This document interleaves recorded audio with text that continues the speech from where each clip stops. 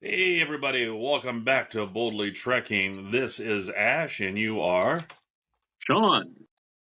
That's right, and I even spelled it right. And this is Sean. No, chat Sean. I don't know where you're going to be at in the thing. And we are talking Trek because that's what we like to do. We are the nerds galore. We let our flags fly. And we know that this is not only live long and prosper, it's nanu. All right. Sean. It's a good time had by all. Oh, I've been outside. I made the mistake of holding some of my model parts in my hands as I was spray painting, so I got to scrub a lot of paint off myself later on.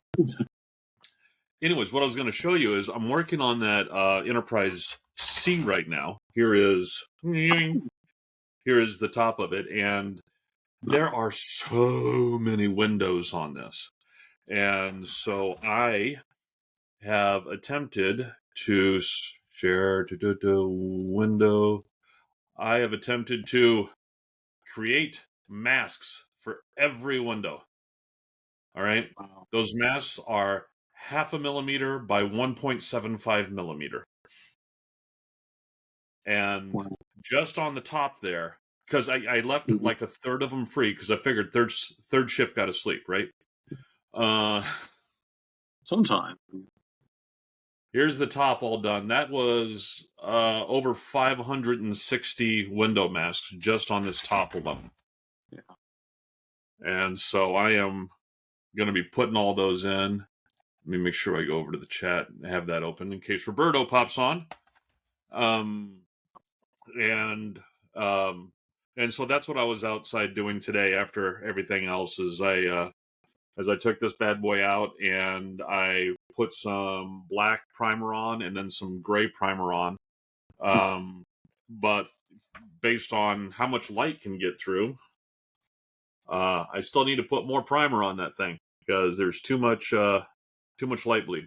Yeah. So more painting to do. Have you done a test fit to see if there's going to be any flash that needs to be addressed with the light at all? Oh yeah, well I'm going to deflash everything first, and then I went through. I mean, there's basic steps that you go through when you're doing up your model. Like one of the main things, of course, you got to wash all of your parts once you get them because of the releasing agents on the models. Yeah. All right, and then once you're done washing them, before you wash them, you go over them with quadruple-aught, 4-aught steel wool and hit them all with steel wool just to scuff them up a little bit because they're really smooth and the paint doesn't like sticking to that. Yeah. So I've done all that, and now I'm putting all that on, and I'm going to be building a lighting system for the inside, and I'm also getting a navigational lighting chip from Tenna Controls. So I'm going to be attempting to put in the flashing navigational lights on this. Nice. I'm going to do like I normally do and light up the nacelles and all of the hull lighting, normal window lights and stuff like that. But this model is one of the translucent ones. And as you saw from the picture, it's a translucent plastic instead of an opaque plastic. So you're supposed to be able to either mask off the windows, but what most people do is they just go ahead and paint it and don't put the window masks on, and then they go through with like a dental tool here and scratch out each window that they want done individually. And depending on how you do it and how thick your paint is, and the paint's going to be thick on this, it'll look kind of jagged. So I was trying to paint masks, and so my wife was laughing at me because she's like, I don't have to worry about where you're at because I'm bent over a damn desk for hours on end last night putting little masks on little things. And you know what? I had a blast. I loved it. I just remember when I was much younger, I painted a one. Oh, tell me, Grandpa.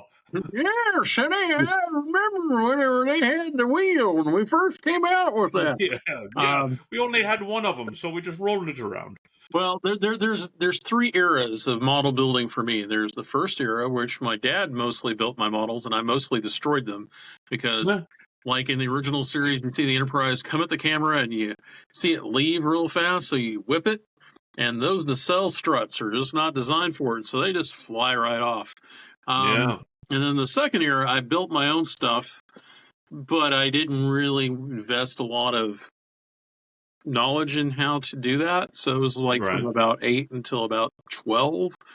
It was like, oh, well, I'll just spray paint it a single solid color, and it's just no primer, no nothing, just spray paint. No, it didn't look good. But it was what I was able to do. And then I figured out, oh, well, I could light this and I could actually do something with it.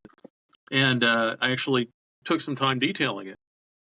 And the 1537 motion picture model has Yes. huge light bleed seams.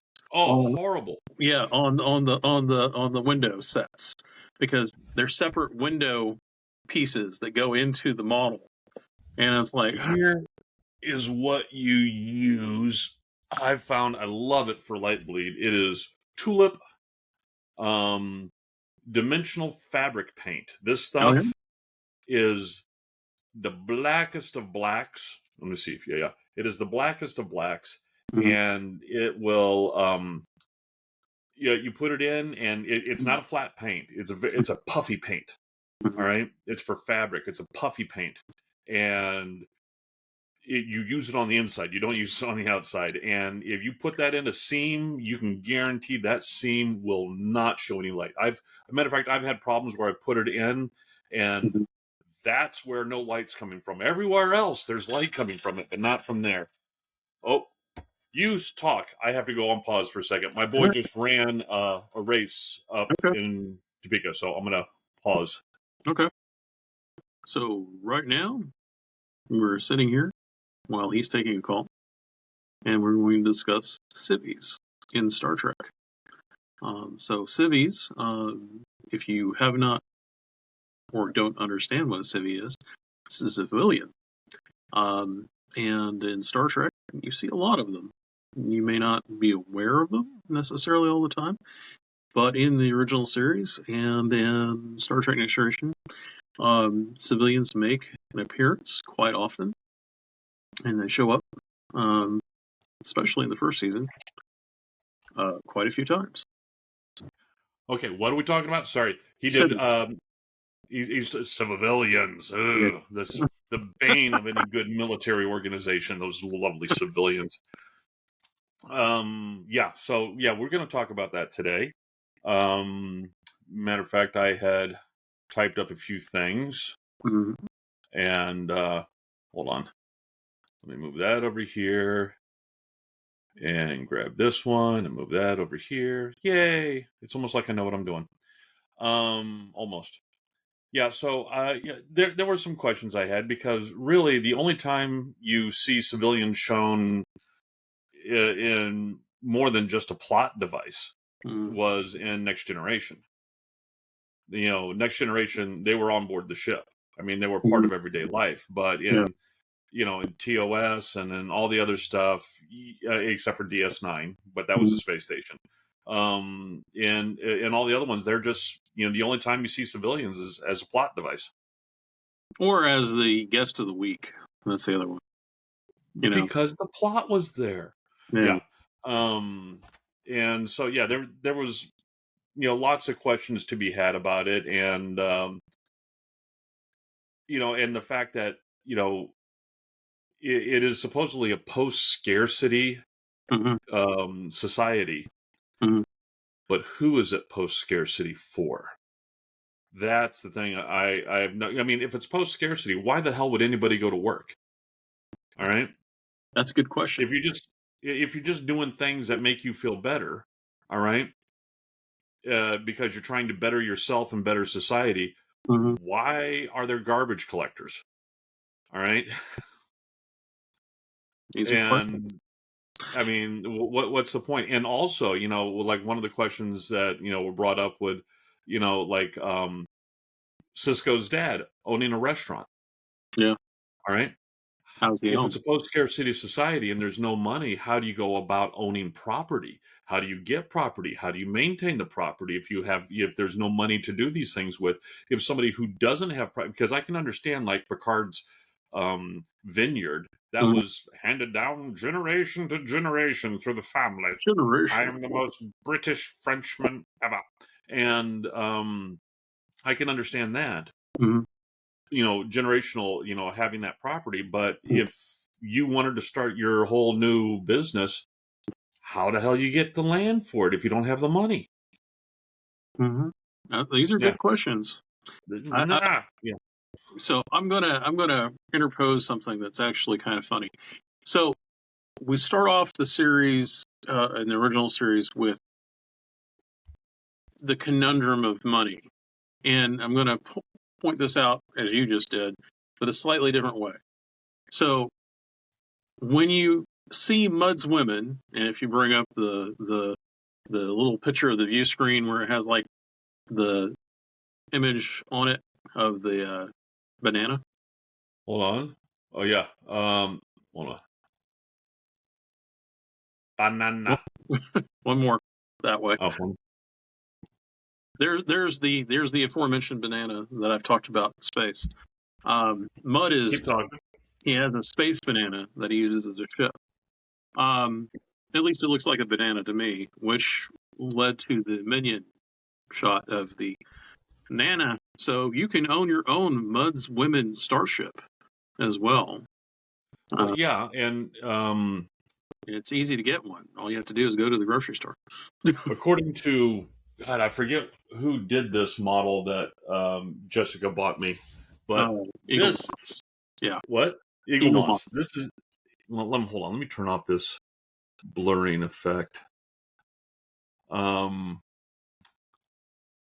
la la la la la la. Oh, I can't do it while we're recording. Isn't that great? Wish I'd have known that. Yeah, according to Eagle Moss, this is what Mud's ship looked like. I like the banana idea better. But Well, you know what? This reminds me. You know what? Really reminds me of is the humpback whale from Hitchhiker's Guide to the Galaxy. yeah. The way just the whole jaw just makes me think it's like, oh no, not again. Well, All right. here's something for you to look at. Look at it Oh, for a that was moment. the petunias. What? Look at it again and think, what if a humpback whale and a Klingon D7 had a baby? Yeah, basically that's what that is. Yeah, but So yeah, that's the one from Eagle Moss. yeah, I actually would like to have one of those models, and I'd put SS Minnow on it and have like a little hole in the front. She got me that from whatever that retro places in the mall that sells all the used stuff. Oh, yeah, I know what you're talking about. Yeah, that place. Um, she Need got me more that sleep. one and also the one Orion one that blew up from the TOS. Oh, the one where they basically strafe the Enterprise and they finally get a good lucky shot and nail it. Yeah, Yeah, took her out.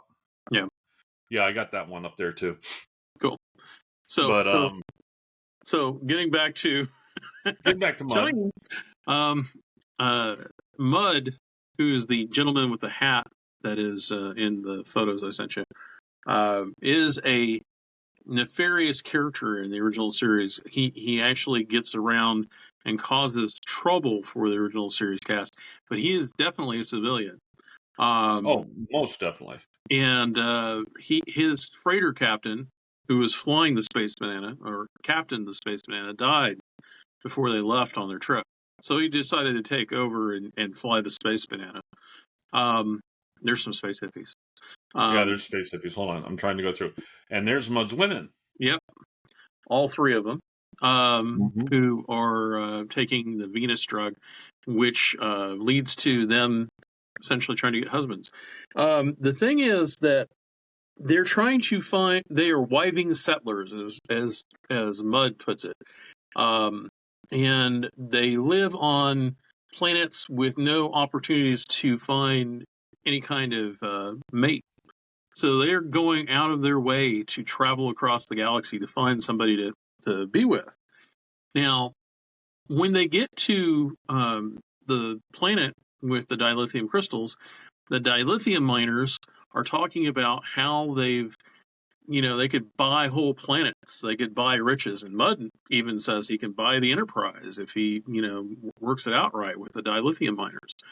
So the point you made is actually accurate. You're a post-scarcity society, so what is currency? What has value? And it basically boils down to, like you talked about last episode, dilithium, the things that make you go, to borrow a Packlet turn of phrase, are Well, the... and that's one of the things too, and often in my sci-fi readings, once you get to post scarcity, the way to post scarcity society is an abundance of energy, abundance of power that people can utilize. Because if you have enough energy and the capacity to manipulate and utilize the energy, you can have things like replicators, so you can make everything that you need. All right, Right. and so, are replicators available for everybody? All right. Maybe there's different versions. Well, yeah, that's the thing too, is you have different versions of replicators, and you have things that are locked up. And, like we discussed, I believe we discussed last time, what We if, did. these replicators, you have, certain things that, one are locked due to, security reasons. You don't want everybody, just going around and dialing up their own, disruptor.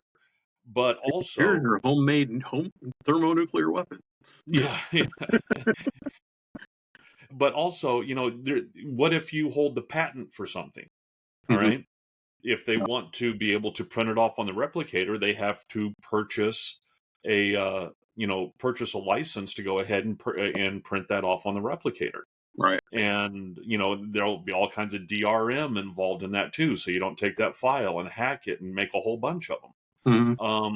But so at that point, what are you trading for that, single use or multi-use, file for the replicator for your certain thing? Right. And, so that comes into the money, or whatever would be used for money, the gold pressed latinum, which from what I heard, the whole reason for gold pressed latinum, because latinum was something that couldn't be replicated. And the gold pressed was because it was very unstable and it needed to be surrounded by an inert material, and gold was that.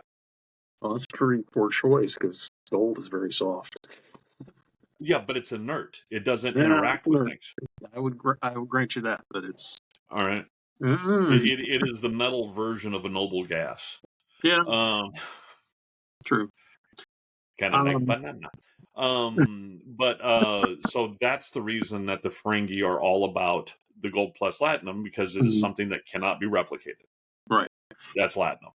So, I mean, and if you go ahead. what? Sorry. I was going to go ahead. Sorry. I was going to say, and so then at that point, you're trading in things that cannot be replicated. That is your money. Because as we all know from, goodness, was it Hitchhiker's, was it in one of the Hitchhiker's guidebooks? I think it was So Long and Thanks for All the Fish. I'm not sure, but they were on a ship that crashed, and all the people on the ship decided that they were going to use leaves as money. Yeah, And it was actually future or past Earth. They it was were past Earth, because all those hairdressers and telephone repairmen became the Earth people, and the society that they came from all died out from an illness that was transmitted from dirty telephones. right. It was the Golga Frictions, is who you're thinking of. Very good.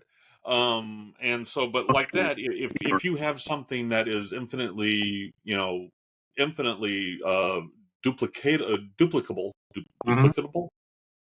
you can make lots of it.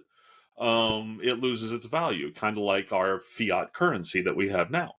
And that's the reason that Bitcoin is going up in value, where fiat currencies are going down in value. So, are you saying that tribbles would not make a good money? No, but I'm thinking they would make a good food source. They probably would. If For the hair. we don't know how, maybe that hair is like angel hair pasta. We don't know.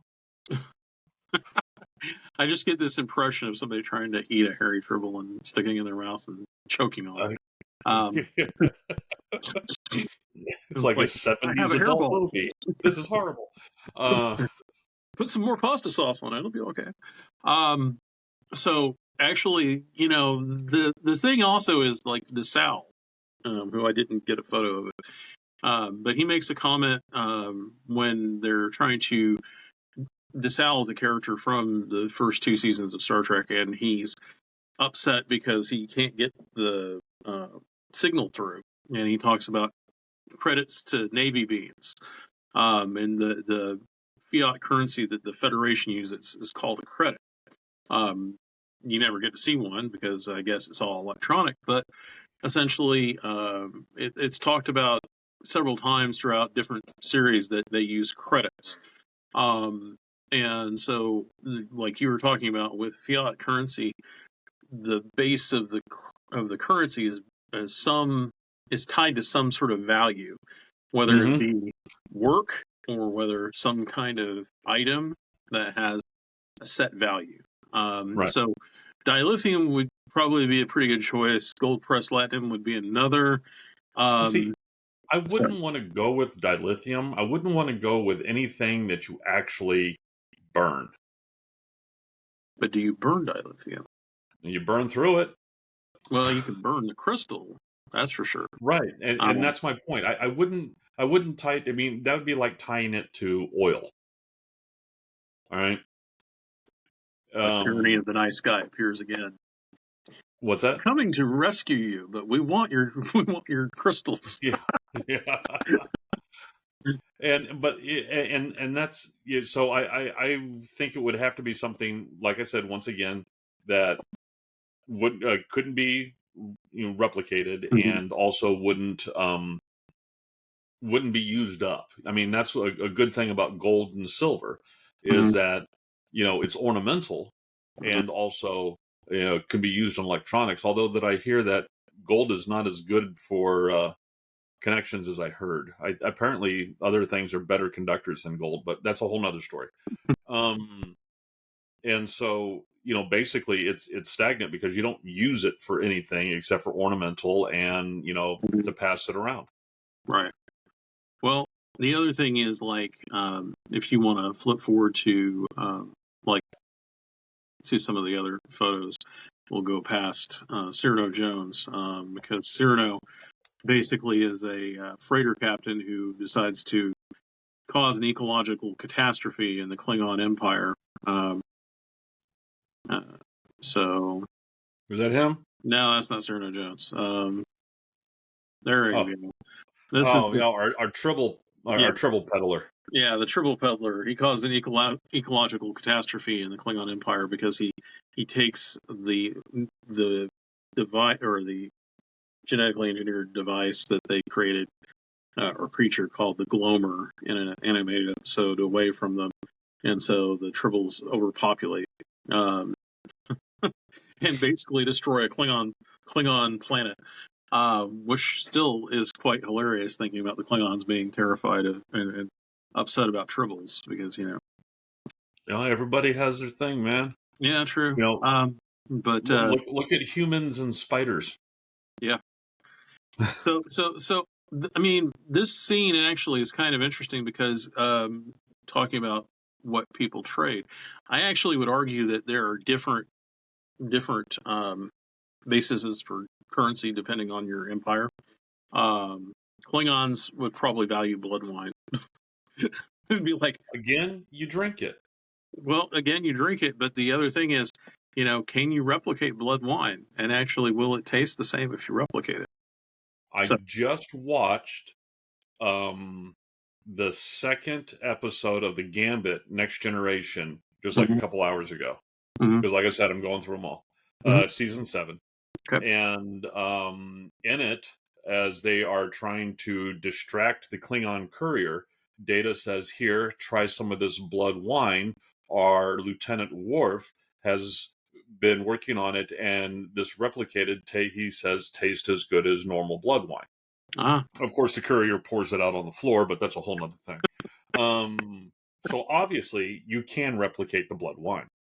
And once again, you don't want to do anything that you're going to consume. It reminds me of like I'm not sure if it's just a parable or if it actually happened, but an individual who had gotten a very expensive box of cigars and insured the box of cigars Mm-hmm. um, against damage, and then went ahead and proceeded to smoke his cigars and then filed a claim because they all burnt up and went away. Mm-hmm. And in court, the judge said, okay, technically, yes, he did have a claim, and the insurance company has to honor that claim because they were destroyed. But the insurance company can go ahead and file a countersuit for arson. And but once again, the point being, you don't want to put it around anything that you can consume, Mm-hmm. because then we would have whole. I mean, it reminds me of if you ever heard of during the 1600s in Holland and Amsterdam, they based their economy around tulips and tulip bulbs. Yeah. It was a Okay. great, I mean, it was the first big bubble. It was the tulip bubble in Amsterdam, and they had, I mean, seriously, there was a lot of money wrapped around these certain strains of tulips and these certain bulbs. And then individuals just went ahead and said, you know what, it's a plant, I can make more. And that's what they did, and eventually the whole thing just burst and plummeted, and people lost their shirts and all the stuff like that. But Mm-hmm. you just don't want to base it on something like that. Right. Actually, I think as commodities go, anything you can grow is kind of a gamble, but I think it also basically boils down to your technology. Like more primitive technologies or technological species would probably be based upon consumables like wheat and quattro triticale. Oh Um, yeah. and you would, I mean, just looking at Earth history, I mean, agriculture around the Euphrates, the basic barter system that they Hmm. came up with involved so much measure of wheat versus so much, hours of labor. We Um, still have it in our vernacular when we say that somebody is worth their salt. yeah, I mean, it's still there. I mean, it's still part Yeah. of our society. Um, the question is, since I know the Federation doesn't use gold pressed latinum as a fiat or as a basis way to do the whatever they consider the credit, whatever the value is. Yeah. Um, the question is then, if we're not doing it on dilithium, what would the Federation use? And Yeah. then that What would they tie their credit to? right, and so then that really sort of comes up with the question of how do you purchase anything if your credit is not based off anything that you can actually obtain or trade for? So, That is our fiat currency that we have now. mhm, In the 1970s, they, originally our currency, back in the 1800s, late 1800s, was tied to the gold standard.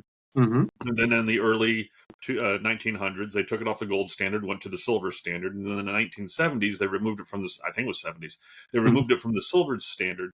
And now it became a true fiat currency where it's not tied to anything except for our reputation.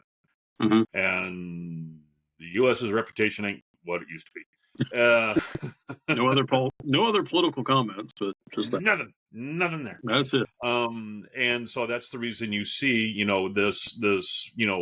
this line going up, this hockey puck of a hockey stick of a line going up of inflation with our Mhm. currency. Yeah, Before, was it 1920 something? We didn't have inflation. yeah. In At every least sense of the word. nothing like we have now. I mean, there was the whole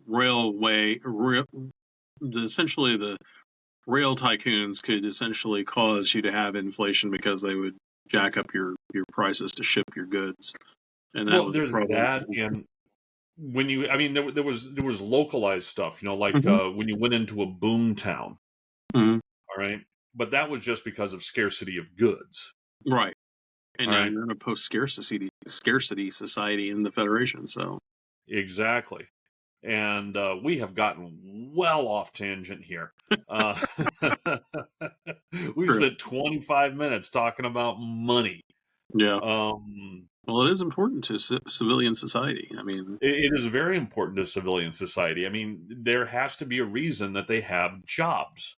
hmm They have jobs. I mean, even in the JJ verse, all hmm right, you saw um, uh, the one person who's running that data center that hmm goes ahead and blows it up for Khan. hmm All right, but he's actually that. Oh, hold on, that was actually a Federation job he had. I'm sorry. Yeah, he was a Federation. He worked for Section 31, which we won't mention that movie. Was it But Section 31? yeah, he worked for Section 31. It was a Section 31 archive underneath whatever city it was. I think it was Boston. I think it was London. Oh, it was London? Okay. Yeah. I think Yeah. I. That's what I'm. That's in my heart. I think it was London, but in my Yeah, heart, I think I I'm will a I will say right you sexy got it beast. right. I What? could be wrong. I mean, I'm perfectly possibly wrong. So, um, but yeah, I mean, it was kind of funny that you know, talking about how with the way things go in Star Trek with in the Society of the Federation, you Mm-hmm. have people who obviously do work, go to work every day, do a job, Mm-hmm. get paid something. We don't know why they're getting paid or what they're getting paid with exactly, but they obviously are able to afford something because they can purchase goods and buy There's triples. luxuries. Yeah, Yeah. Yeah. They take trips. They go places. They do Mhm. things. They they're able to buy go to clothing. they're able to go to Cisco's and have a meal with gumbo and jambalaya Yeah. down in New Orleans. I mean, Oh, don't make me hungry. Don't make me hungry. Um, I'm although sorry, man. me and my brother, we went today. We went to the range, did some shooting, and then Mhm. afterwards we went to Passage to India and had curry for lunch, and it Oh, was that's really nice. good. Oh, I loved it. Good stuff. Loved it. But yeah, like is the Federation more like an oligarchy where Starfleet maintains the tech that keeps society utopian? Are they the benevolent overlords that Hmm. are, if you toe the line, you Mhm. get to live in the utopia that we tell you get to live in. Now, that being said, as it's been, broached quite heavily, I believe in the first season of Strange New Worlds, um, you know, they are the oligarch that says you can't do any genetic modification. Mhm. Yeah. And which just makes me laugh because, they are living in a society that benefits from previous societies doing modifications. But now they're saying, "Oh, it's not good to do." Well, it's kind of funny because the problem with Star Trek, at least in this regard, is that when they came out with eugenics was a idea that I could discuss it ad infinitum. But one of the basic problems is flawed ideas on what makes us who we are. Essentially, like, Right. oh, your forehead is low or your forehead is high. So obviously you're from the Alpine or you're from the Germanic people. So you're obviously whatever. So the thing about the eugenics wars, as originally presented, was Khan and his Supermen people had been genetically created to had taken over the planet, over half the planet at least, and there had been a massive war. And this was set in the 90s. Don't Hmm. tell people in Strange New Worlds that because it doesn't work Hey, we already passed the Bell riots. Keep going. that. Anyway, the thing is that the convolution of genetic alteration and eugenics don't necessarily mean the same thing, but we never really got over that. So the Right. problem is in Star Trek, we've muddled it up. So anything that's genetic alteration is now is genetic or is now Hmm. eugenics and so on and so forth. So the problem is that in the storyline, we had this war that we were so upset about because massive numbers of people died. Well, that's not good, so we don't want to have that happen again, and it's in memory, so we're not going to let that happen. Which is kind of funny to say that because, well, modern day Earth. I'm not going to say much more than that, but No. obviously, we didn't learn a lesson then, and how did the Federation, how did Earth learn this lesson and decide that genetics bad, uh, tree pretty, fire bad, genetics Yeah. bad. Well, I think that right there just once again shows the innate overreaction of the human mob. And that's what happens there is the mob, what was it that Agent K said in the first Men in Black? People, I mean, human, individuals Mm-hmm. are smart. People as a whole are dumb, reactionary, and they just over respond to everything, and they're idiots. We're dangerously stubborn, implacably stupid, hurt animals Yes. at times. Yeah, I mean the mob. You don't want any kind of mob rule because the mob is a dangerous, Mm-hmm. reactionary, stupid creature. Mm-hmm. Um, and that's what, man, we've gone off on the sticks again. And that is one of the things that led to the whole outlawing of any kind of genetic modification. Mm-hmm. To the point that you know they are automatically because number one in Strange New Worlds, I forget her character's name. Well, Una, which Uno. means one. Yeah, I know. She never did any genetic modification of her own. She was just the result of genetic Mm-hmm. modification, and they were ready to outlaw her. They were ready to outlaw her for the crimes of, in their opinion, for the crimes of her parents. Yeah. And that right there, just to me, just goes against what is presented to us as the ideals of the Federation. Here's something that's going to even more bewilder you. Okay, and I think what we I are going to swear, do. by the time this podcast sums up, however many episodes in the future, we're going to be staunch Romulans. Go ahead. Jalon Fru. I think we're going to need to put a pin in this whole genetics discussion because Oh, God, yeah. it's going. We're just rolling with it and just going all over the place with it. But I do want to point this out. Okay, Spock is the absolute element of Star Trek pointing out its own hypocrisy. Okay, what is Spock? He's half human, half Vulcan. You can't have that by Just zug. yeah. It doesn't work that way. You have to have genetic manipulation. They had help. Yeah, they had Genetic help. manipulation. But You're absolutely right. Julian Bashir, who didn't cause his own manipulation, from what I remember of the Deep Space Nine story from Julian Bashir, it's been a number of years since I actually watched the episode that his parents were in, and they uncover that he's been genetically manipulated. He was actually had a mental disability. I think he had some sort of learning disability. And so they took him to a lab and had him modified. His character is definitely on the spectrum. Go ahead. Yeah, but they took him to a lab and had him modified. He had no choice over it. It wasn't he I'm going to do this to myself. And yet the Federation was like, we're going to have to talk about this. Strip you of your rank and all of your accolades and everything because of something your parents did. That always never sat well with me. Right. It's a very hypocritical sort of don't worry about the nice guy with the pointed ears because he's fun and he attracts viewers. But this guy over here who's kind of annoying, but he's not necessarily going to attract as many viewers, but we're going to make it a dramatic issue for his life that he has to face because now we're dealing with eugenics and geneticists. So I think the whole thing with Una is sort of a reflection of the Bashir issue replayed, but you don't have the side note of Spock.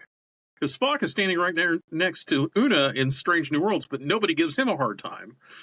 Right. I mean, it's not like wait. Mm-hmm. Anyway, getting back to, I know you wanted to discuss cities in space, so I'm Right. I'll try and reel it back a little bit. So obviously, you have the people going out into space.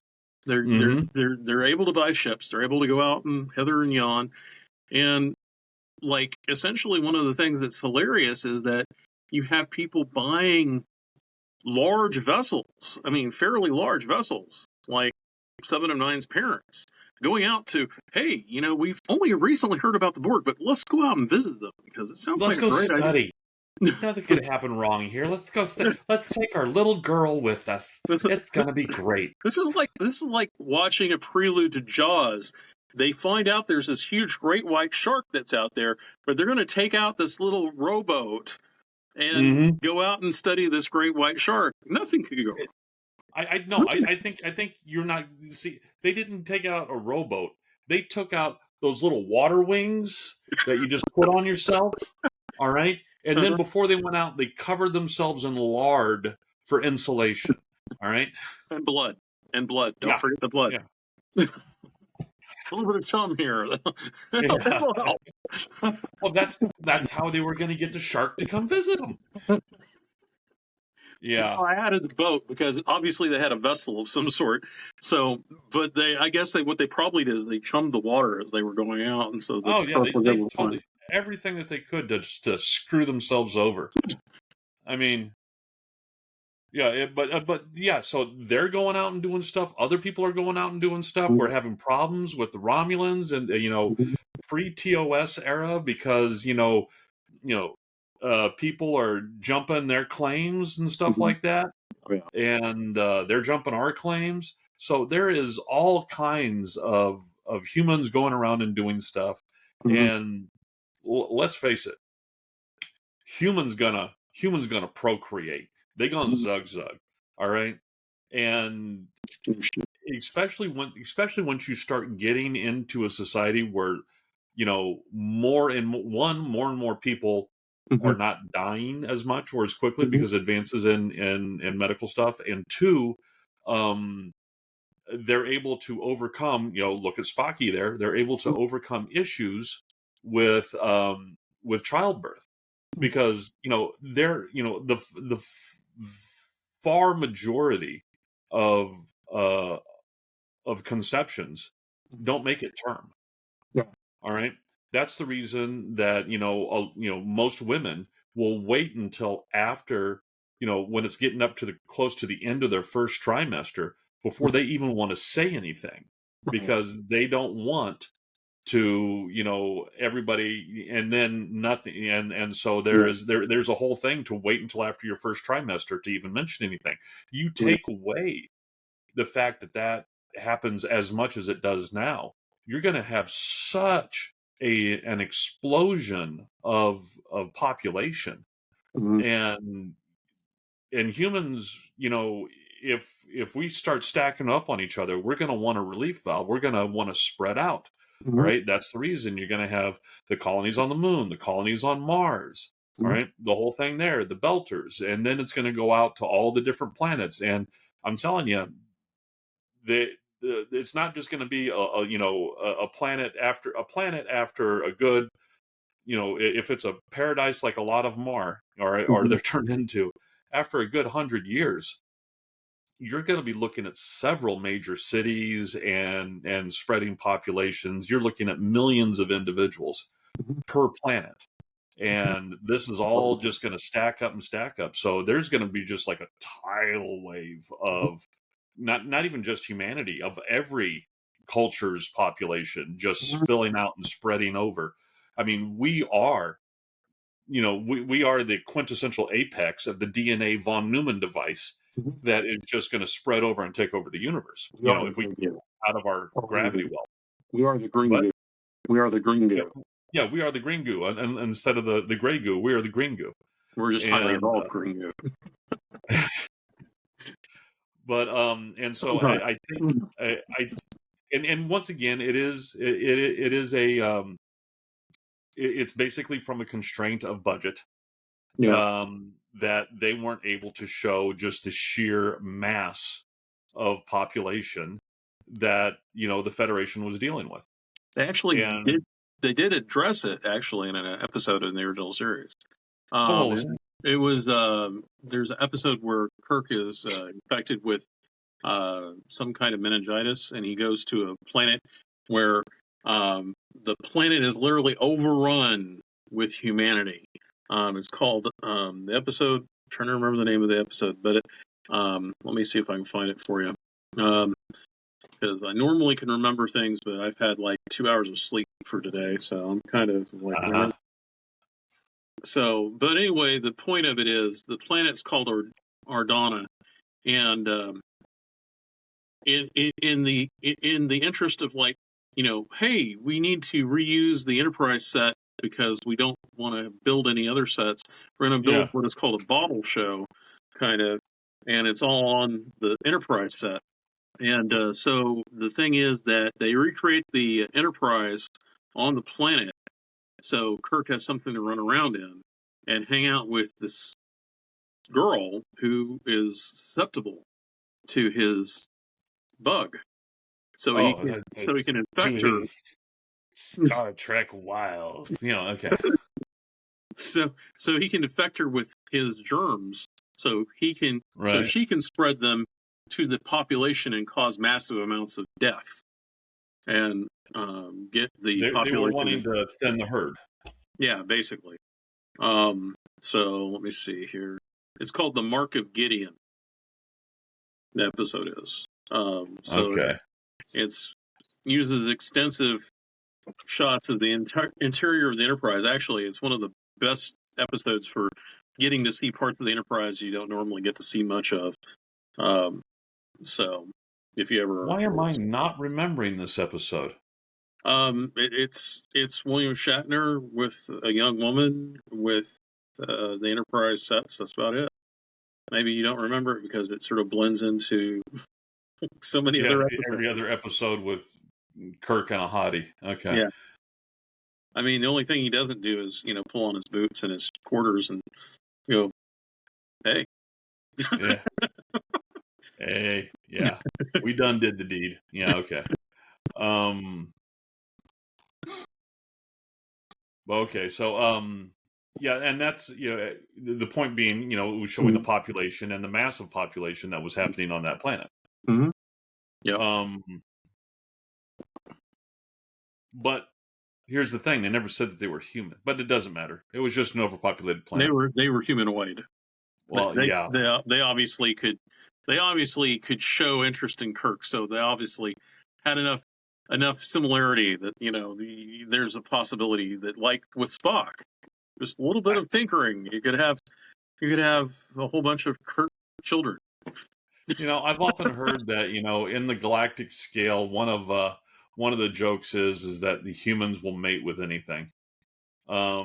And Kirk, he had the juju enough that he was able to get even a salt vampire hot for him. So, what can you say?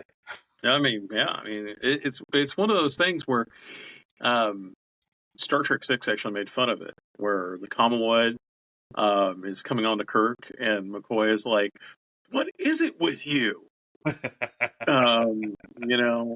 Yeah, but generally speaking, the hottie of the week was always attracted to Kirk. If it wasn't Kirk, it was Spock. If it wasn't Spock, it was McCoy. Sulu, Chekhov, and Scotty got like 1, maybe 2 episodes where he had the hottie. Right. But it was generally going to be those 3. And poor Scotty or poor Chekhov and poor Sulu was like, we just sit here flying the ship, guys. From what we know about George now, I think he was happy with that. Not so much Conan, whatever his name was. Walter Koenig. Koenig, thank you. Yeah. But no, I was going to say something to that effect. Yeah, you notice that in every series you have your resident, babe magnet. Mm-hmm. You had Kirk, then you had Riker. Mm-hmm. All right, and or Data. What? Or Data. He's fully functional. Well, yeah, come on. He's not so much a babe magnet as, he was the one that they went to satiate their curiosity. Oh, Um, don't tell Brent Spiner's fans that. hold on. Wasn't there a line from Heavy Metal? I'm fully functional. Mhm. Yeah, okay. I wonder if they got that from there. Anyway, I think Heavy Metal came out first, and no, then that's what I'm saying. I'm wondering if oh, I see what you're saying. Yeah, if the Star Trek writers got it from Heavy Metal. or Brent And then did. let me see. In Voyager, Mhm. who was the hottie magnet in Voyager? 709. No, she was the hottie. Well, then it would be Robert Picardo as the Doctor. No, I think it was more. God, who's the white guy who was the pilot? That's Tom Paris. Yeah, Paris. I think Paris, up until the point that he actually settled down with one of his, claimants. He was Mhm. one, and also Kim was one. All right, they kind of swapped off there, Which, which I which, always which thought it was bad. The fact that everybody else got, promotions and everything, but Kim stayed an ensign for 7 freaking years. I'm going to poke a little fun at Harry Kim. So I apologize in advance, but that man has died so many times, and he's not even a Time Lord. That man has led with his little Harry so many times. I mean, see, that's my whole thing. Mhm. Is even just time and grade, he should have gotten up, from ensign, all right, to lieutenant junior grade. He should have at Mhm. least made it up to there, and then been busted back down for all of his frickin' antics. All right. So I'm not going to spoil um, Lower Decks for you, but if you haven't seen last season, I you're haven't seen going the last season yet. okay. You're gonna need to check it out because what you're talking about directly relates to the last season at some point. Dude, I tell you, I could have been a writer. Anyway, and which we know one of the writers from Star Trek: The Next Generation, Susan Lambden. Yeah. Yeah. Let me see. So, okay, and then in Enterprise, Mm-hmm. it was Trip. Yeah. He was such a babe magnet, he actually got pregnant from one of the babes. All right. It was also Archer. Um, he was a babe magnet to some degree. He had a number of dalliances with alien women He had a number of dalliances, but when it came to truly tripping and falling into the hoo ha, that was Trip. and getting pregnant by it. Yeah, and getting pregnant by it, even when he didn't even do anything. Um, and let me It's like see. we tested you, and now you're pregnant. It's like a Saturday Night Live DS9 was skit, Dax. huh? DS9, it was Dax. Yeah, Dax was the hottie magnet. I would agree. Yeah, Or yeah. Worf, It didn't matter. Didn't or matter what Worf, race or what gender. or Dax was Worf, about it. or Worf. Okay, I didn't like who the hell was the writer and what drug and B what level of drugs were they on where they all of a sudden wrote it into canon that Klingons have two peni. Maybe somebody was like having a really good night, and they were like, you know, double your pleasure, double gum. I don't know. I Just, don't know. just All I know is they I they have no they idea. went I they have nothing. zigged when they should have zagged. Um Like this sounds like a great idea. yeah. They're so manly. They got two manhoods. Yeah, anyway. Like, they parked the bus in both spots. And I've not watched enough Discovery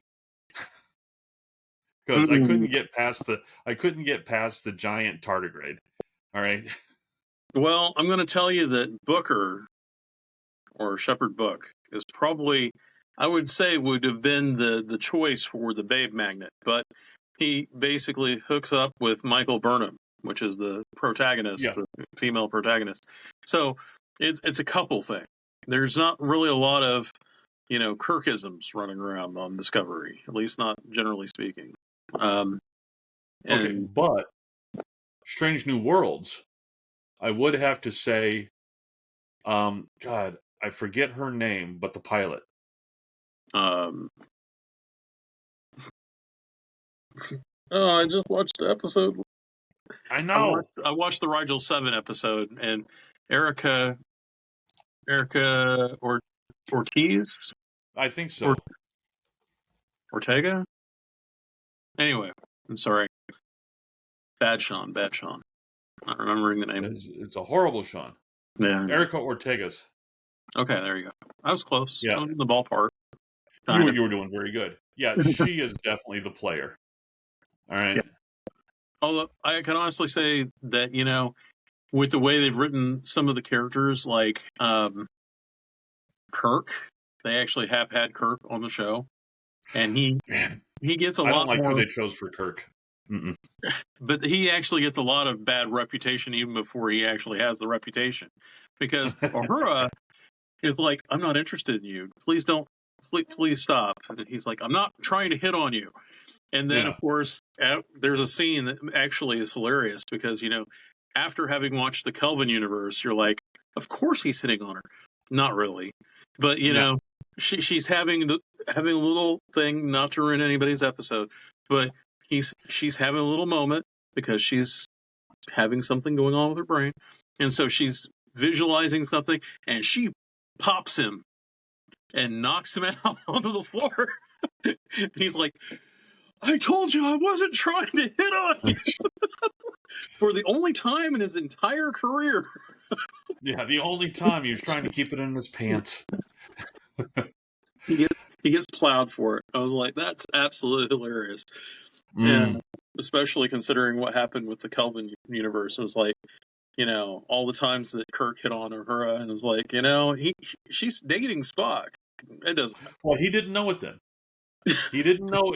As soon you'll notice that as soon as he realized that she was actually in a relationship, be it with Spock or whoever, he Mm-hmm. stopped hitting on her. So you got to give him that. Mm-hmm. Okay, I mean, I'll give him a little bit of leeway with that. I still think that it's hilarious to me that Kirk was the guy that was he was cartoonishly over the top with his prowess in the Kelvinverse, mm-hmm. and to the point where Well, he's having a dalliance with a cat person in Starfleet Academy at one point in time because she had a tail. And yeah, well, he's always been chasing tail. No, but the thing is, quite literally. yeah. Well, that was the thing. Was that wasn't? Was she a member of the Kazin, or was she with I think the? she's supposed to be I think that was the Kelvinverse version of the Cation. Okay. Which is another discussion point we'll have to have sometime about cats in Star Trek. Because, I mean, wow. There's like stuff you could talk about all day long. Well, I don't know. I mean, I haven't Cation. really gone down that rabbit hole. You're more the cat guy than I am. I mean, you see them running around behind me all the time. I mean, They were actually having a fight at one point. mm-hmm. I Yeah, know. there was a definitely a and one of them, left. Well, they love each other. And I'm pretty. I'm more pretty. Yeah, it's a cat's love. It's very conditional. Yeah. I love you, sister. I want to whack you upside the head. But let me see here. What other? Let me shrink and ink that again. Bring this back. Oh, where was it at? Here. And what other things here? Civilian roles in Star Trek society, civilian life aboard starships. We already talked about that. Mm-hmm. Civilians in other cultures. We see Bajorans. Mm-hmm. But Bajorans, their society was more a theological society. Mm-hmm. It was more spiritual, although they were technological and they were very much interested in going out into space. Cardassians came along and kind of ruined it for them. Oh yeah. So they pretty much were left with, oh look, we've got our fighters and our slight ships that are like tiny and maybe are work capable depending on the episode. But generally speaking, we're flying these small fighters because that's all we have left. Yeah. And And let me see. We had the Ferengi, which were just the Star Trek's version of ultimate capitalism. mhm, Do you think? And this is just a question, and mhm, I hate to even bring it up. mhm, I'm hating myself right now for bringing it up and thinking maybe I shouldn't bring it up. But what the hell? You live mhm, only once. Because I've often said that like the Klingons were originally Roddenberry's version of the Russians. mhm, All right, and the uh, the Romulans were Romans. All mhm. right, it's in the name, stuff like that. Do you think the Ferengi were supposed to be Jewish? They were short. They had the big noses. They had the big ears. They were all about the money. Do you think he was anti-Semitic? Semitic. Semitic. Um, Semitic. I I think it's cartoonishly sort of similar. I'm I, pulling that string, seeing if that cardigan unwinds. um, thing that actually also kind of makes me think of is a used car dealer, because the guy's like, hey, I got a car for you, man. I got a car for you. You know, Yeah, Herb Tarlick. yeah. Um, to be honest, this is almost as bad as the whole thing with the Transformers movie, where they had the Transformers that were clearly racially sort of stereotyping things that were You mean like uncomfortable. Jar Jar Binks? Yeah, exactly. So yeah, I mean, the whole thing is that, yeah, I would say it's a valid argument, a valid point. I mean, I'm not uncomfortable with it. I think it actually is a valid point. I think it's kind of one of those things where, as we've discussed before, um, Star Trek has come from a period where we were still sort of waking up from, who we were before. Mm-hmm. So we had racism, obviously.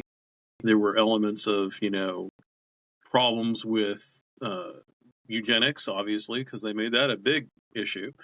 Um, the whole thing with making the Ferengi what they were into this cartoonish clown figure of, the uber capitalist.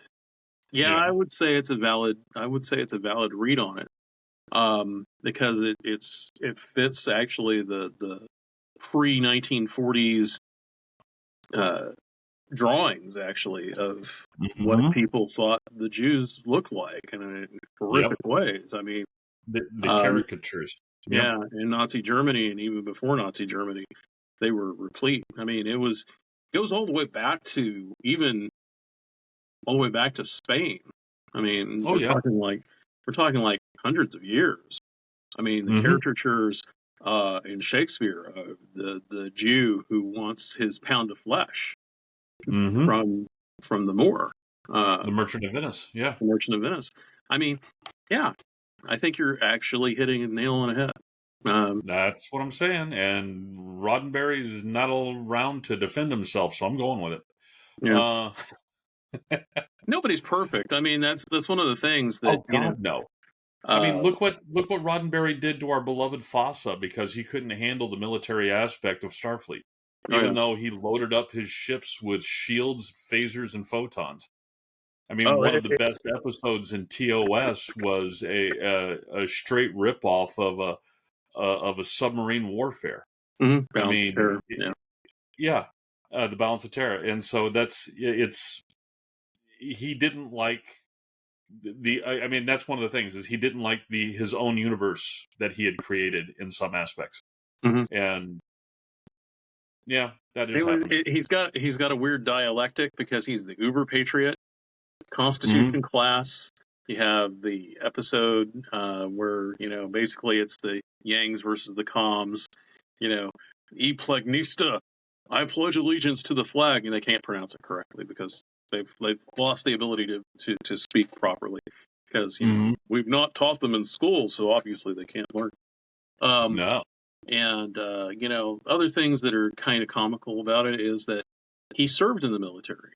The Enterprise, just as a thing, if you look at Matt Jefferies designed for the original Enterprise, uh, there's a call out that's sort of both reflective of James Doohan and Gene Roddenberry, is the inside of the nacelle. The little intercooler section is supposed to be similar to a P-38 turbocharger. Mm-hmm. And that was supposed to be like a homage to both of them. Yeah. So, I mean, there's military callouts throughout Star Trek, and to say that your utopia will be able to exist without having a military is almost like saying, "Oh, well, we're just going to nice them to death." And that's, I think, one of the reasons. I mean, with the pendulum swinging the other direction, I think is one of the reasons that that whole Section 31 movie went to crap, is because they tried to swing it the whole other direction and say that their society could not exist without this ultra evil thing happening on the, on the peripheries. Mm-hmm. Which, I can see that in some smaller aspects, but not in a Suicide Squad kind of way. That was the Which is part what they were trying to do. I kept trying to tell you what was on the tip of my brain, but I couldn't do it. It was a mix of Mission Impossible, a heist Mm-hmm. movie, and Suicide Squad, because the Yep. characters are so totally over the top. It was like, Oh, it is. who wrote? What? Everybody has their archetype. Mm-hmm. I mean, it was almost as much more of archetype. And what was recently, because I was doing some gaming, Mm-hmm. some RPG. A friend has come up with his own role playing game that he has us testing out, and every one of the characters, because he's trying to create the standard, the party, your standard Mm-hmm. party that you have. You got your tank, you got blah blah blah blah. But he's going a little bit different. Like, one of the guys is like the explosive expert from Atlantis, the Disney movie, where in his bag, I got some paper clips and some dynamite, and so you have the guy who's basically got the bag of holding with everything in it. But what was my whole point? I forget. You were talking about a game, and the guy had come up with a game for. Well, no, it was basically, like with the Section 31, where they were trying to do your standard, your standard D&D party, where you have one of each, and each one is a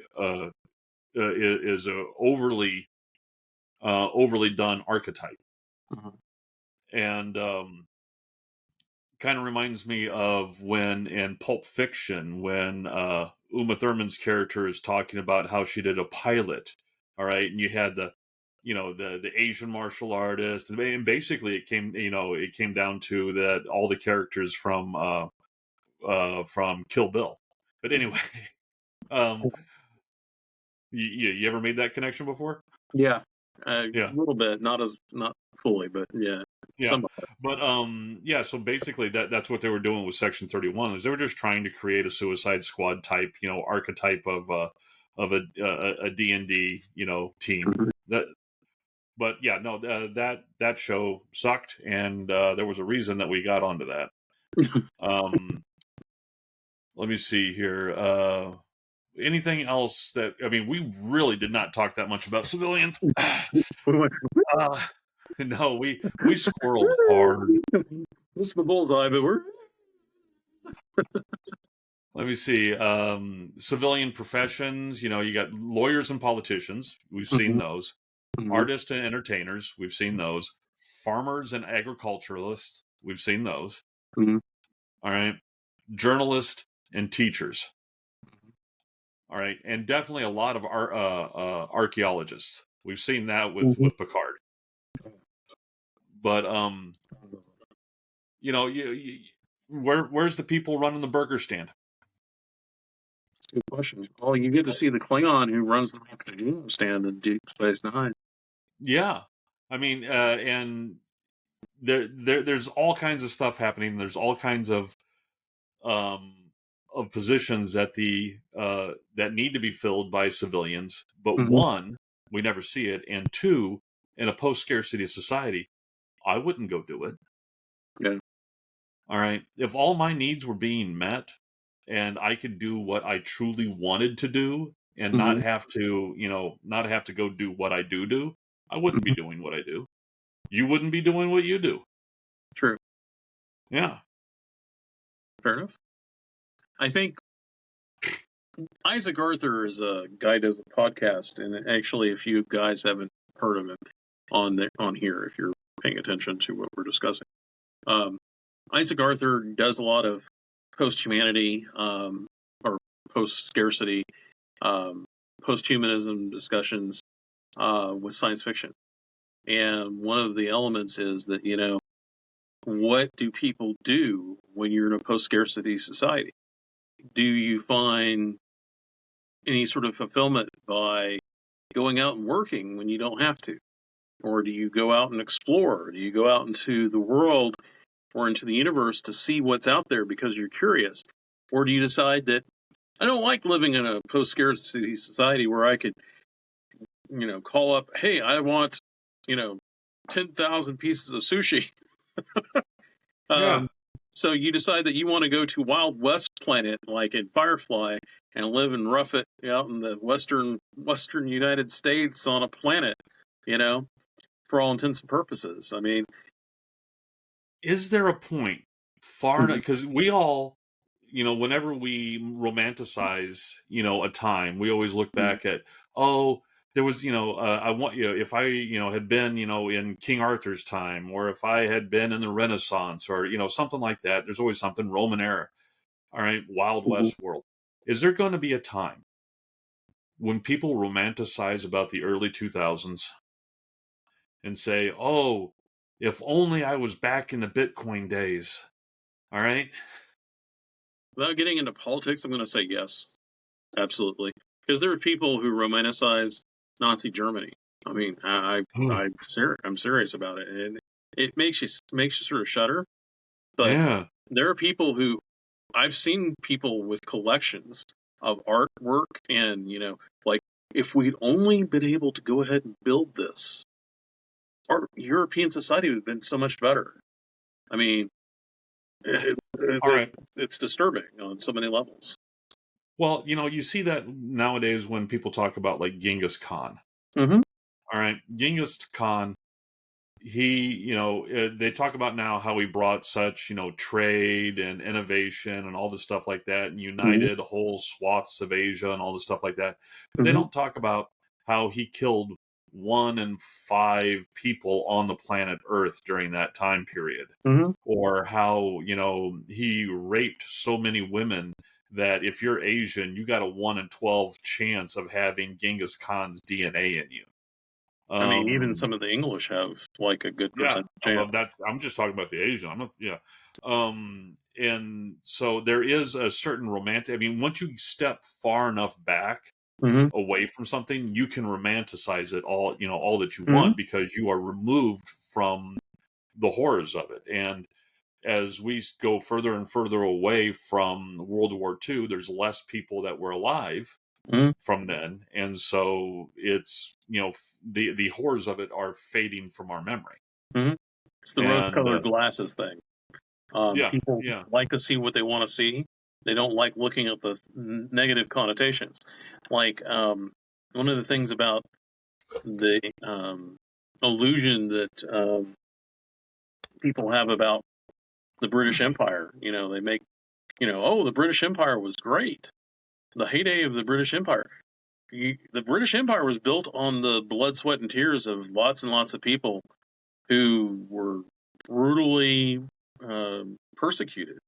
I mean, we're not even talking about just one nation. We're talking like the Indians.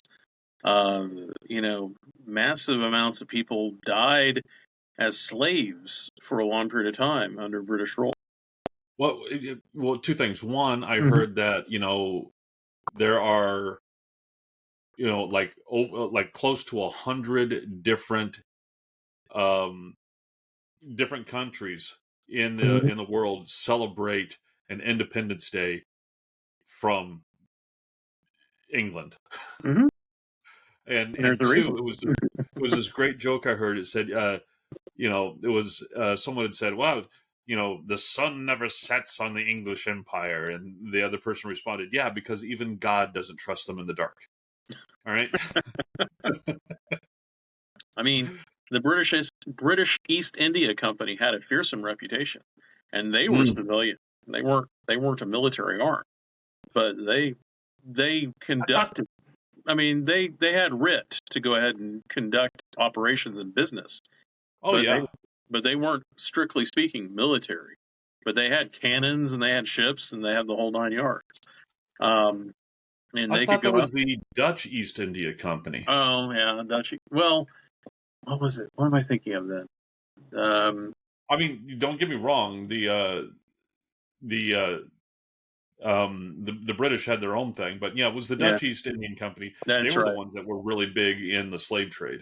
Yeah, I mean, if you want to get into the tyranny of the nice guy, you don't need to look much further than the 19th and 18th centuries because it's replete with examples of it. We've come to liberate you from your wealth. We're going to Hmm. help you learn new things, but we're going to make sure that we take all your wealth with us. And so, I mean, and so it goes. I mean, it's not that I'm happy about it or that I think it's great. In fact, exactly the opposite. But at the same time, to ignore what your history has to say is also very stupid, to be honest. Um, I concur, and I think once again we've gotten off track yeah, uh, because we do that so well. yeah, Um, we have a lot of points that we like to discuss. there's so many points. I mean, just saying civilians and Federation, you knew that we were going to be getting off track. Mhm. Ad infinitum. Yeah. Um, Let me see. I had lots of little stuff here, just little talking points. No money, no real struggle. And when people get to the point where they don't have anything to struggle against, that's when you get to stagnation in societies. Hmm. Um, Let me see. Ooh, the underbelly of the Federation. Oh, that's a good point. All right, criminals, smugglers, black markets. They have prison planets, prison colonies. Hmm. So there's a whole there's a whole criminal element going on in the Federation. Wow, we're at hour 16. Um, yeah, and also there's a gap between the civilians and Starfleet.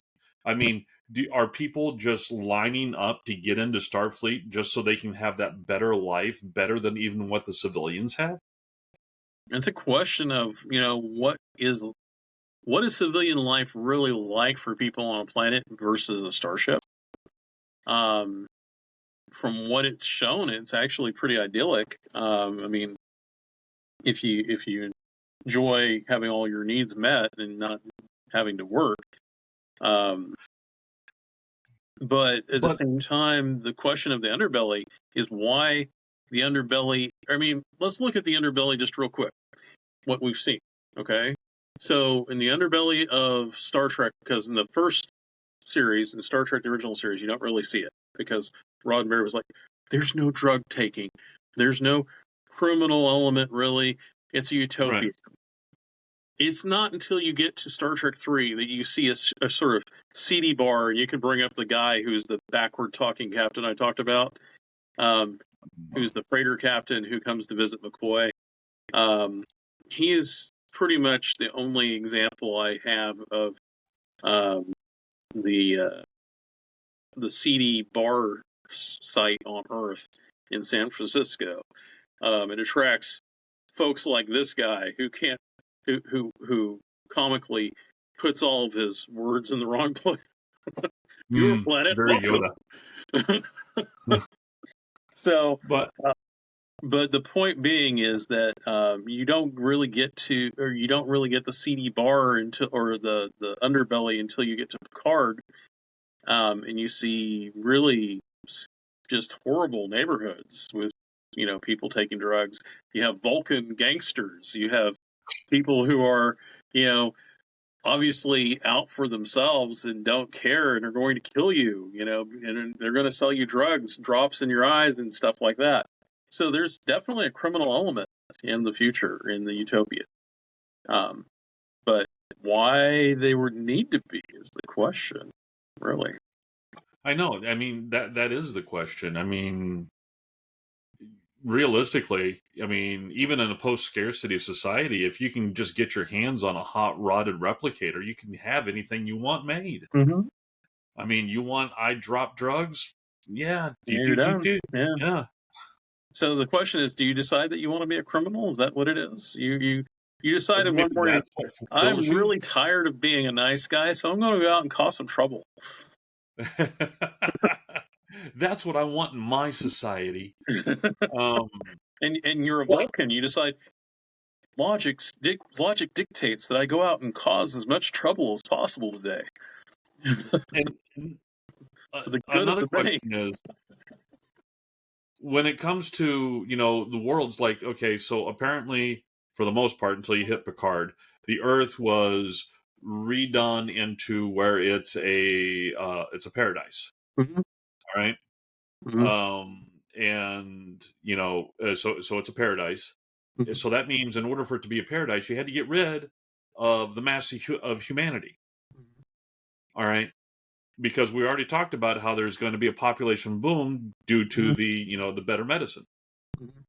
All right, so either there's a population boom and then they had to ship everybody off planet and only the deserving people get to go to the paradise, which is Earth, or this utopian Starfleet has somehow placed some kind of one child rule onto all the humans, and you only get to have more children if ooh, that could be a whole reason that people are working towards doing things in order to build up social credits so that they can have more family. That's a good point, and that actually reflects on to what Picard says in First Contact, because we work to better ourselves, to improve ourselves, Right. not to gain money or possessions or accumulate wealth. We do it to elevate ourselves and improve ourselves. So Yeah, I think that's a valid point. but that's the utopian view of it. The actual view of it is that they've locked down your reproductive abilities from birth. All Mm-hmm. right. And the only way that you would get permission to have a child is you have to do something that's valued according to whatever the authorities view as a valuable contribution. Mm-hmm. All right. So So you get to have kids because you contributed. basically, you get to have kids because you contributed, and it's this reproduction panel over here that decided whether or not you contributed enough. Ooh, that could lead to a lot of burning civil unrest underneath. You might want to actually read some Larry Niven books on the I known love space. Larry Niven. So if you know Larry Niven's known space books about how Earth is in the future, it's I, basically that. I mean, I I haven't read Niven in a while, but yeah, I used to back in the day. I used to read. I got to start reading. I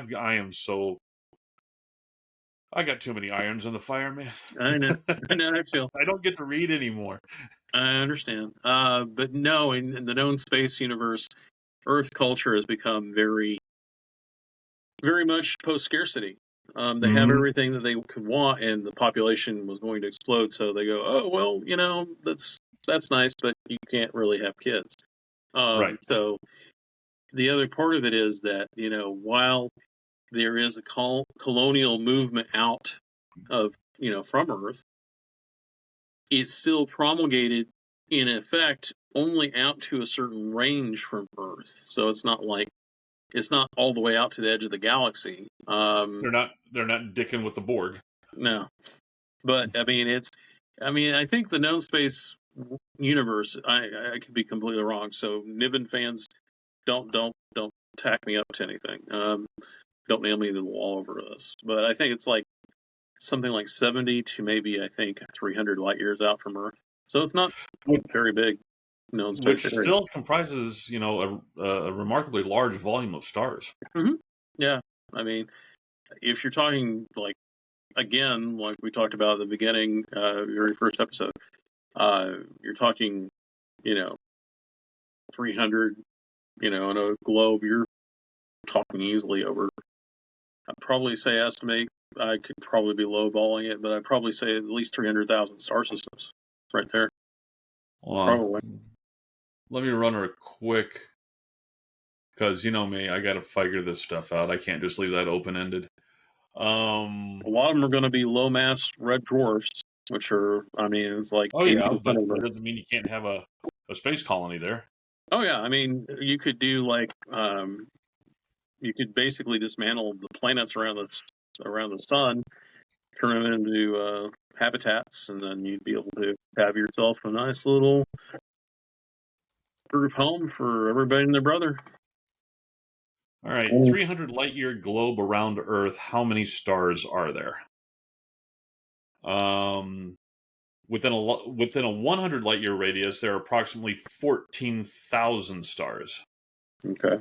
With an average density of 0.003 stars per cubic light year.